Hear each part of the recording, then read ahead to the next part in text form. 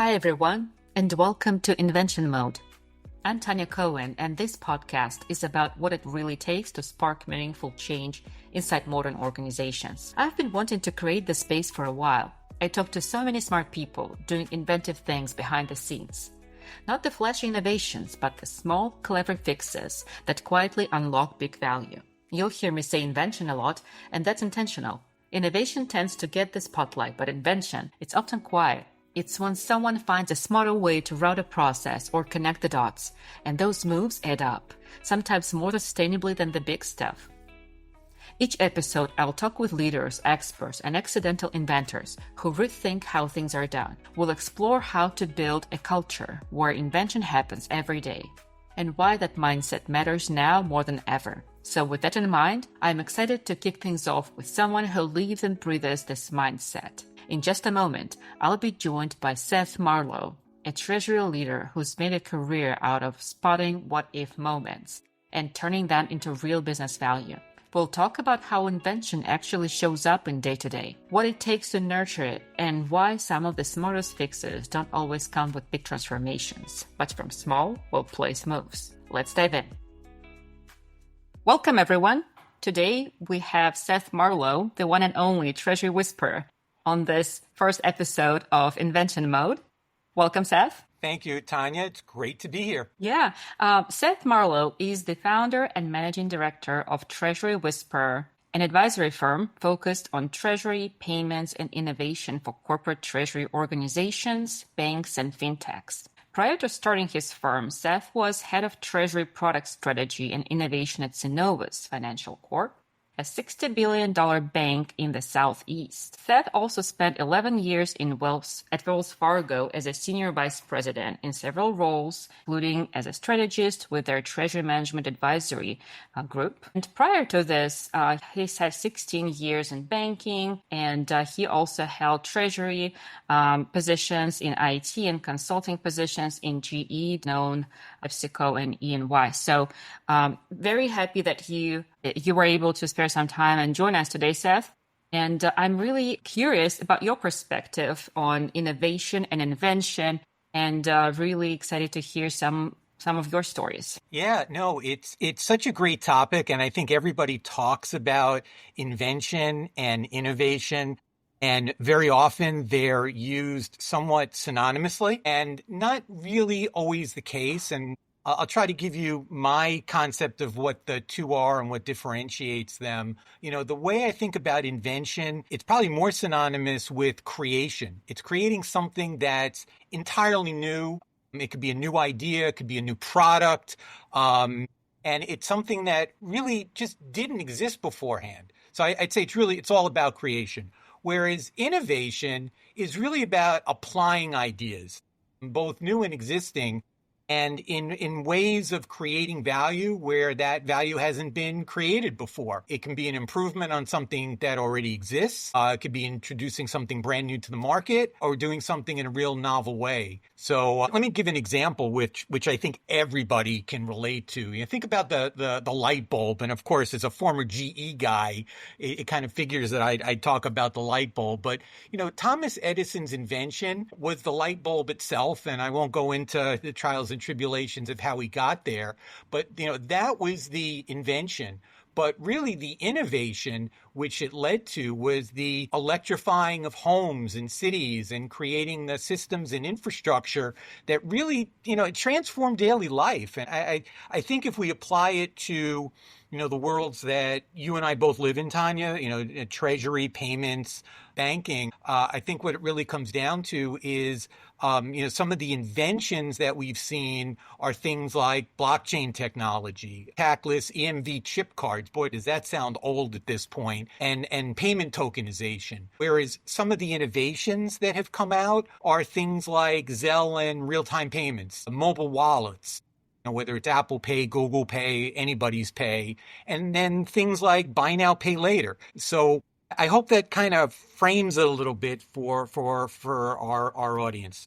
Yes, thank you so much. And great examples, by the way. I would say both invention and innovation are important. So not trying to say that one is better than the other or anything, but it seems to me that you should kind of be in a creative mode in order to do any of these things, right? In order to kind of think of improvements and truly, in the spirit of being innovative, you need to be creative. So do you think finance and treasury teams, I know that you have so much experience with this peer group, so to speak. Do you think they underestimate their creative potential? I think totally. And I think humans are just naturally creative beings. And I think, you get into a role that's in treasury or finance, and there's so much structure around what those jobs are.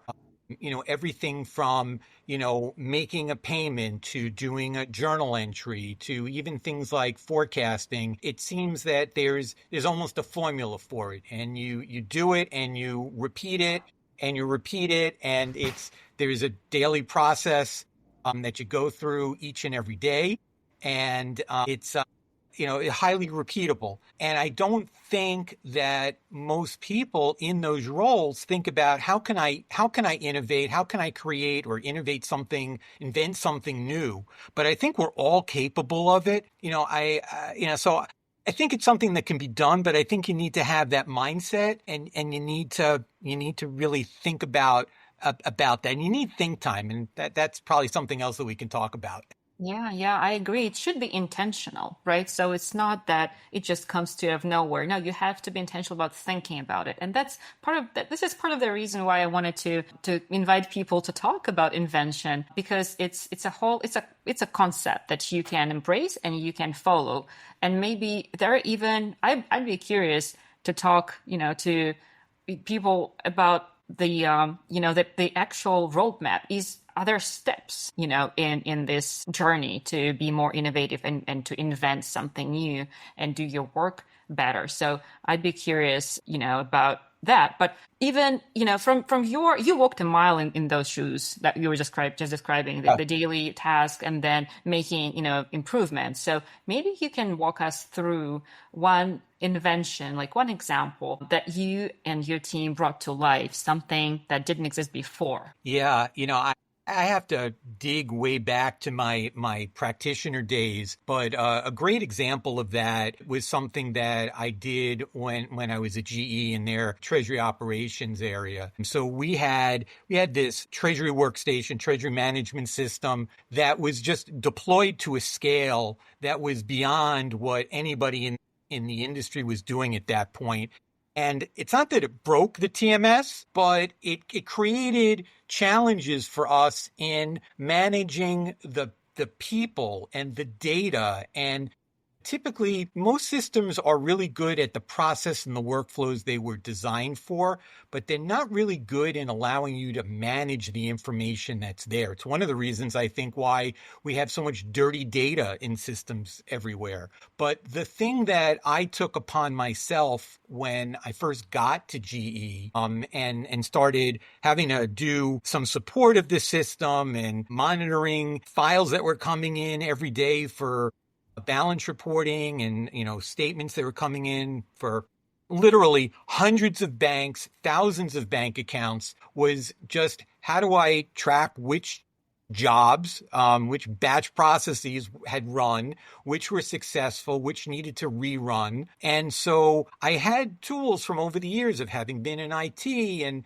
having dabbled a little bit. I had the framework for a Microsoft Access system. Sounds so arcane in 2025. But back then, it gave me some tools where I was able to tap into the TMS's database and be able to report off of it and get to find out in real time, things that had happened that the system just had no easy way to be able to find. And I did that. It helped me dramatically. And then as I started getting requests, because our team did support for all of our 4,000 users around the globe. I found that, knowing who that user was, what division of GE they were part of, what business unit were they, what bank accounts did they have access to. There was a litany of questions about who they were, their access rights, and so on. I realized the system itself did not lend itself to gathering that data. So I took that Microsoft Access database, and I started building some screens that literally I made them as web-like as I could. Everything was hyperlinked to go from, a user to see what bank accounts they had access to. And then if I wanted to hone in on an account, I could double click on an account and see all the details about the account and how it was set up and what bank it's tied to. And then I could hyperlink to the bank and I could see all the accounts across the entire system that were at that bank. And this whole framework became what the system we called GE Web Cache. It was a TMS provided what today is G Treasury. Back in those days, it was Gateway Systems. So I called it a workbench. And so we had the GE Web Cache workbench. And so this tool started off being deployed in my small team that did our support. And slowly it migrated over to our cash desk that had to make sure that all the balances were in so that they could do their cash positioning. And, we had follow the sun support across multiple locations, Tokyo and India, as well as Mexico. And so the users that did that cash operational work, they too got access.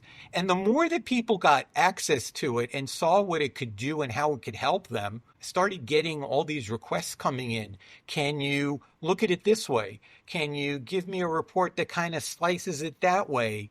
Can you do a drill down that shows something else? And slowly there was this, innovation that was happening across all parts of Treasury as a result of using this tool, which was helping them, making them more efficient, but it was making them think about how can I make my day-to-day that much easier? And what was fascinating about this was the system became, as an add-on, it became inseparable from the core platform to the point when we did a major upgrade, there was always the question, well, did everything get updated in the workbench? Was the workbench ready? And typically it meant that the weekend of an upgrade, I had a lot of extra work to do to account for all the things that may have changed in the system. But it became something that people could not live without. And though there was a very loud noise coming out of IT saying this is wreaking havoc on the database and it's causing issues, the answer was always, well, if you can build this for us, IT, or if we can get our vendor to build it for us, then fine. But these things have become invaluable. We have to have them.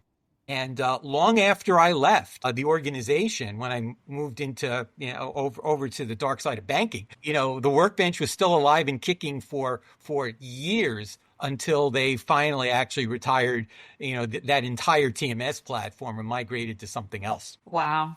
That's a great story. Thanks for sharing, Seth. And I think what you just described sort of addresses my other kind of question as far as the stages. So if we unpack a little what you were just describing, there was the first stage, this idea, the ideation, like you thought you saw a need, reporting was not there. So like everything that people need was not at their fingertips. So you created a way for a team to get to the data that they need and to specific user that can see specific data.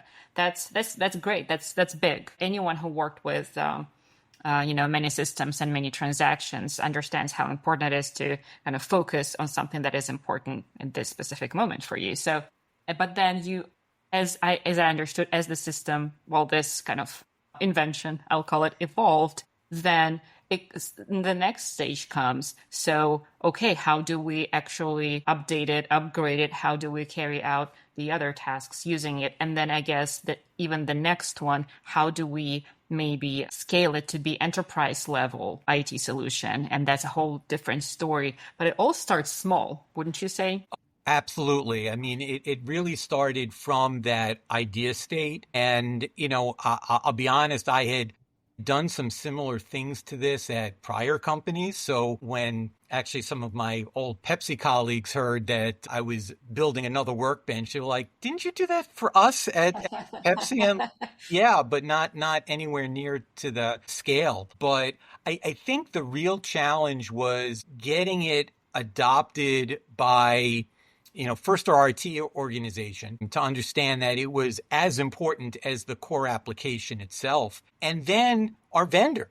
I mean, we actually presented all of this to the vendor and said, these are things that we have had as needs that we have built for ourselves. And I will never forget this, but the head of development at the time for Gateway, after seeing a lot of what this system did, he basically laid his head on his hands and leaned forward, and he just said, "Boy, have we failed." Wow. And I said to him, "Well, you haven't failed," but I said, for the scale of what we were doing with 4,000 users, hundreds of banks, thousands of bank accounts, we needed a way to manage this data. And, unlike a lot of their other customers, I mean, we didn't have, 5 banks that we needed to get reporting from. It was hundreds, coming in all day, all night, literally, as we, had many international banks reporting in as well. We offered, and in fact, not even offered, we gave them a copy of this database and said, listen,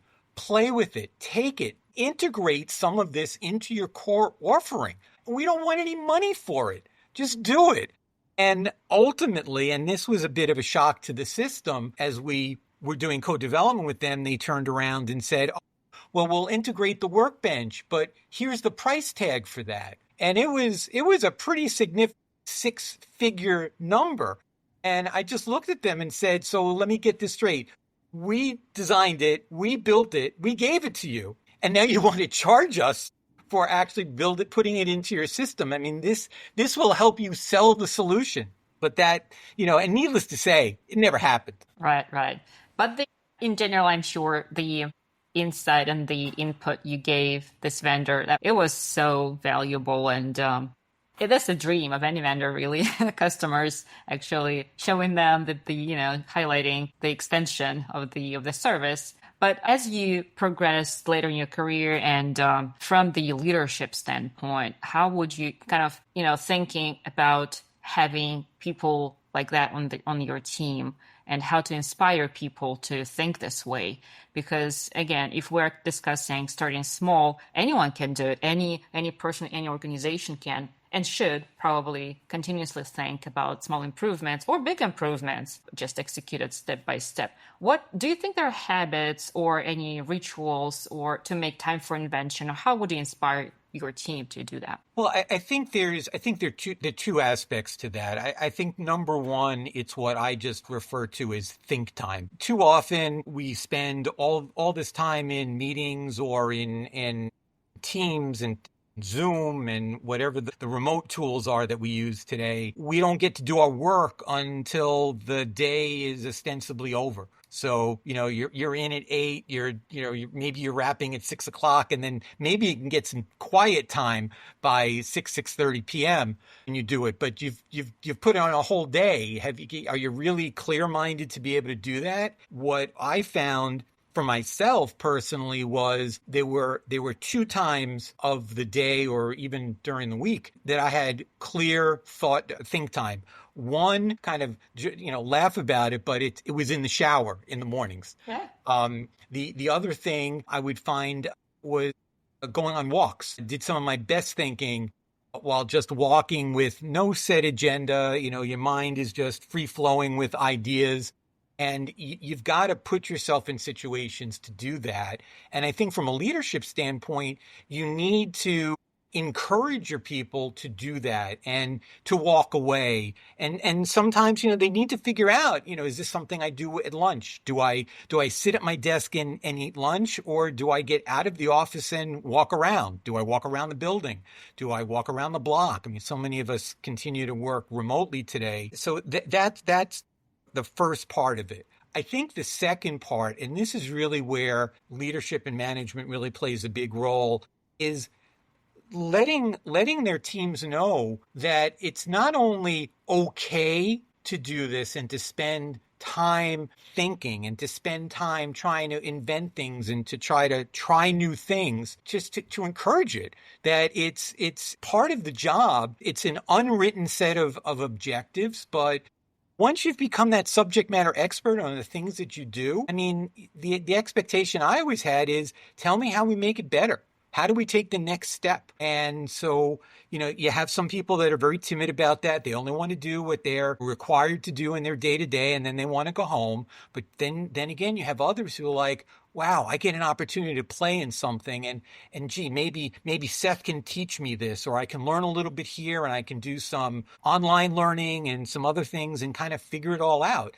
It's kind of like what you and I are doing right now with us both launching podcasts at the same time, Yeah, learning some of these exactly. these tools that we need to have at our disposal. It's not part of the regular day to day, but we got to find the time and to think about it and to test it out and play with it. Exactly. And hopefully it will give something for everyone, for us getting into this, something new. And hopefully for the audience, maybe some great stories and interesting food for thought, to say the least. So, yeah, thanks a lot, Seth. That was very interesting and insightful. I would like to ask you kind of final three questions, and you can give short answers or long answers, Sure. however you prefer. I'll try to condense. Right. I'm intending to ask every guest, so would be really curious to see how this develops. But what does an innovation mindset mean to you? I think it's one where you look at what you're doing, what your organization is tasked with doing, and challenging all of the assumptions about what you do and how you do it. To think about, give time thinking about how would I do this if I was starting with a clean slate, no system, no process. What are the things I would need to have to do this better than what I'm doing today? So that's one. And I think it requires three things. I kind of, I think about this. There's kind of a natural intellectual curiosity, I'll call it, that you need to just think that way and be curious as to what you can do and what others have done. I think you need the courage to go and do it because not every organization is as willing to have you do this and change what's taken years to put into place. And then lastly, a little bit of a vision as to what could be and to be able to share that vision, articulate it well so that others understand it and can adopt it as well. Thank you. What do you think is missing in today's tech stack for finance and treasury? This is going to sound kind of strange, but I think it's data cleanup tools. I think as we hear more and more about AI, in so many of those conversations, I hear it said over and over again that in order for AI to really work well, you need to have really good data. And I know I've seen it on the corporate side, corporate systems, you've got disparate systems that have different purposes. And certainly in our world, if you're trying to define what is Citibank in your TMS and you're trying to define what Citibank might be in another treasury system, maybe one where you're tracking your bank fees or other non cash management activities, more, let's say, investment and debt activities. How are you defining what is Citibank and the hierarchy of it, the comparison side by side, so you could get to, I've been asked this question in the past. Can you figure out what the share of wallet is that we give to each of our banks? Well, yeah, but I got to get that from a whole bunch of different places. And, every system calls that, not meaning to pick on Citibank, but it just, with so many businesses that they've been in, so many locations around the globe, it's kind of hard to define that. And so I think about just the data, making it so that you've got a consistent system of record as to what defines a Citibank in each of your banks. But there's so much that goes on, when you think about, I saw this so much at GE as well, between mergers and acquisitions, divestitures, you end up with all of this data and reorganizations of businesses. You kind of hope that you've gotten all the accounts right, and are they all tied to the right general ledger, and which ledger is it? And, to me, one of the things that's often not talked about in the AI discussion is how AI as a tool can actually help us go into a perpetual data cleanup mode. and Oh, identify all those anomalies. Because if it's attached to all this data, it can see it, it can see the patterns, it can see the things that are no longer matching. And to be able to, as quickly, I don't think we'll ever get to it. Well, maybe someday we'll get to it in real time, but being able to auto correct these data elements so that it makes sense. yeah. I agree with you. If you could improve one thing in a business, not necessarily tech related, but Mm. apart from what was just discussed, which I think is critically important, data and having clean data and consolidated data, that's very important for any organization. But, even higher level or whatever level, one thing, what would you improve? I think it's the ability for an organization to listen. And there's a ton that's written and done about voice of customer. And I think when you're looking at internal processes, it breaks down a little bit because it's internal employees that are the customers, and there isn't always the same value proposition around the employee as a customer. But I think Oh, I love that. listening to employees for their feedback, their insights, what's working, what's not working, is as valuable, if not more valuable, than the voice of customer in general. And I'll take it one step beyond just the listening. It's actually acting on the feedback that's received. I mean, you can listen all you want, but unless you take what you've heard and translate it into actions and execute against those actions, it's just not really a good use of anybody's effort. And that's a perfect wrap for this episode and great advice. Thank you so much, Seth, the one and only Seth Marlowe, the Treasury Whisperer. And thanks everyone for listening to this first episode, and stay tuned for more.